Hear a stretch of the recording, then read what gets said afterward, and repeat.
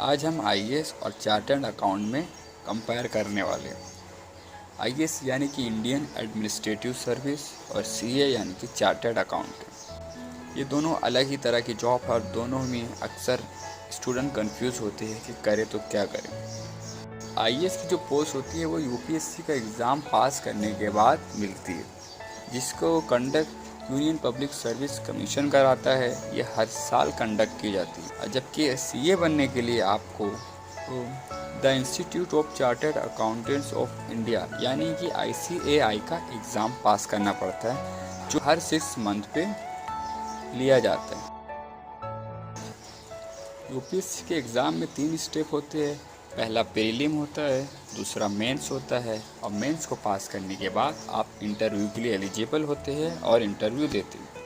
लेकिन सीए में ऐसा नहीं होता। सीए में आपको पहले फाउंडेशन देना पड़ता है, फिर IPCC का एग्ज़ाम देना पड़ता है, उसके बाद ट्रेनिंग लेनी पड़ती है और फिर अब फाइनल एग्ज़ाम देने के बाद आप एक पूरे सीए बनते हैं। एजुकेशन क्वालिफिकेशन, आईएएस बनने के लिए आपके पास कम से कम ग्रेजुएशन की डिग्री होनी चाहिए। लेकिन सीए बनने के लिए आप या तो 12th के बेसिस पे अप्लाई कर सकते हो या फिर आप ग्रेजुएशन के बेसिस पर भी अप्लाई कर सकते हो। मैक्सिमम एज, एक आईएएस बनने के लिए मैक्सिमम जो एज है वो 32 होती है और दूसरी तरफ एक सीए बनने के लिए इसकी कोई मैक्सिमम एज नहीं होती। आप अगर कितनी भी उम्र के हो आप एक सीए के लिए एलिजिबल हो। आप अगर 40, 50, 60 साल के हो तो भी आप सीए बन सकते हो। सिलेबस, आपको एक आईएएस बनने के लिए यूपीएससी के एग्ज़ाम में GK, current affair, mathematics, history, politics, geography ये सारे सब्जेक्ट पढ़ने पड़ते हैं। जबकि सीए बनने के लिए आपको finance, account, corporate law, economics, taxation इस तरह के सब्जेक्ट पढ़ने पड़ते हैं।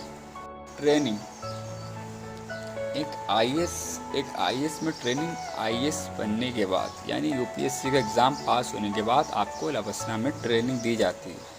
लेकिन सीए में ऐसा नहीं होता। सीए में आपको IPCC का एग्ज़ाम देने के बाद ट्रेनिंग देना पड़ता है, यानी कि सीए बनने से पहले आपको ट्रेनिंग कंप्लीट करनी पड़ती है, फिर आप सीए बनते हैं। वर्क लोकेशन, एक आईएएस को इंडिया में ही काम करना पड़ता है, इंडिया के डिस्ट्रिक्ट में काम करना पड़ता है। लेकिन एक सीए वो इंडिया के बाहर भी कर सकता है, वो इंडिया में कर सकता है, पूरे वर्ल्ड में भी कर सकता है काम।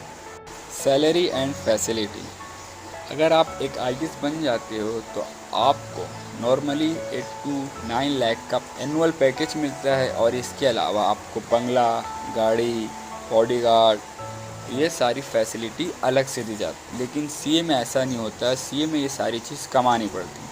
अगर आप सीए बनते हो तो आपकी average salary 6 to 7 lakh per annum होती है और कोई घर बार गाड़ी वाड़ी कुछ नहीं होती। ये सारी चीज़ आपको खुद से कमा के खरीदनी पड़ती है।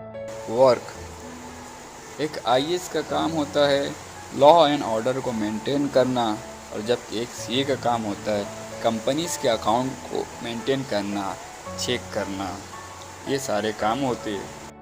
अगर आप एक आईएएस बन जाते हो तो आपके नाम से पहले आईएएस वर्ड जुड़ जाता है, जैसे कि IAS अंसार शेख। और अगर आप सीए बन जाते हो तो सीए वर्ड आपके नाम से पहले जुड़ जाता है, जैसे सीए अंसार शेख।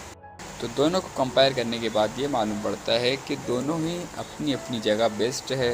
लास्ट में मैं ये कहना चाहूँगा कि स्कोप हर फील्ड में होता है, बस हमें उस फील्ड का पक्का खिलाड़ी बनना आना चाहिए।